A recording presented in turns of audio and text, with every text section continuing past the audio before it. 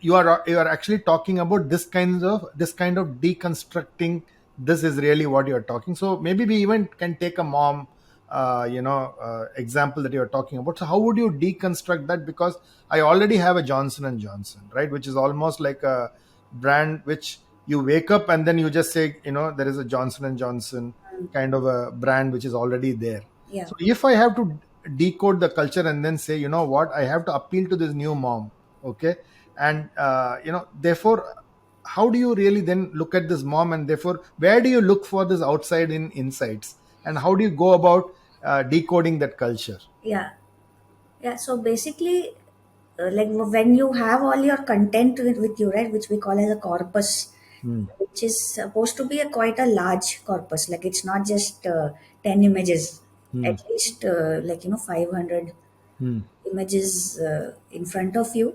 Hmm. And then it's a kind of a like a detective kind of a exercise, a very visual exercise where you try to see patterns emerging. And the most interesting thing, powerful lens that we try to bring in is what we call as binary oppositions. So Hmm. binary oppositions is when you see two opposites Hmm. coming out clearly in your corpus. For example, like if you take this motherhood example, Johnson and Johnson as a brand, and Dove as a brand, for example, right? Dove also is in the baby space. So Johnson and Johnson as a brand, when I looked at its content, right?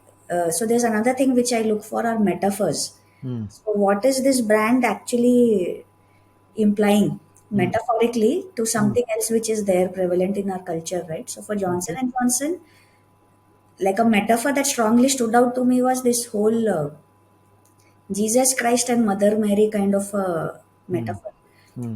like the very divine child, Hmm. and the Hmm. mother is kind of that whole sacred Hmm. responsibility of the mother. Even one drop, nothing should happen, Hmm. Hmm. and you see that glowing.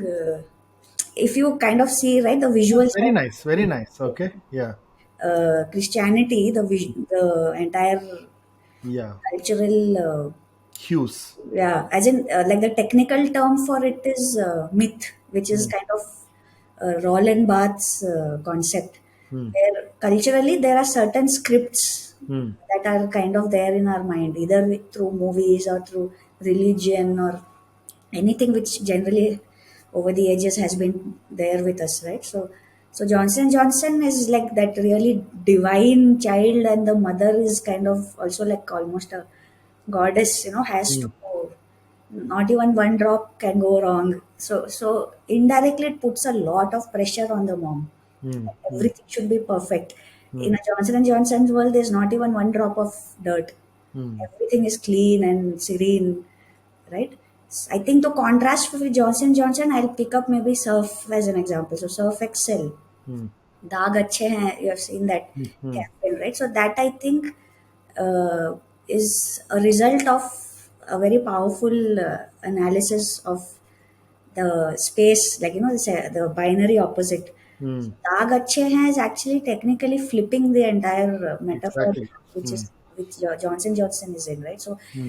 the Surf Excel shows kids playing in this dirty mud and everything is dirty, and Hmm. then the brand comes saying, the brand says, tells the mother, don't worry, if your child is dirty, that doesn't mean you're a bad mother, Hmm. because in real life things are messy for mothers. Exactly. So uh, so we're moving from that very ideal sacred space to a more realistic space Hmm. without making the mother feel guilty about it. So that whole emotion of guilt Hmm. kind of is released, right? So in semiotics, what I was talking about binary opposites, if you were to visualize it, right, it will be one axis is good mother, bad mother, the other axis is clean and dirty. Hmm. Hmm. So you have that quadrant, Yeah. the space. So most brands will be in clean mother, clean and good mother, Hmm. that Hmm. space only. Hmm.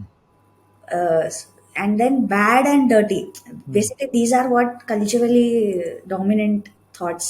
Correct. As a brand, if you are able to move into that paradox, Hmm. saying dirty yet good, Hmm. then it becomes very powerful. This, which is called myth, as per mm, the theory in semiotics. okay. And this such spaces become really powerful for brands to occupy because they really become unforgettable. Mm, Even if you look at fairy tales, the mm, characters, most of those memorable characters are occupying those paradox spaces, mm, like the evil stepmother in Snow White. mm, She is beautiful and evil, mm, mm, and the dwarfs, like, they are ugly and good, mm, right? So those spaces actually are very interesting. So you're, because you're working with those conceptual mm, spaces, right? But yeah, as in, if you're doing a semiotic analysis yourself, I don't know, it's more like a meditative exercise, like a bit okay. of Buddhism helps, where you transcend above the, like, the actual stuff which is there in the ad, at a abstract level, what metaphors are they drawing from? Okay. Okay.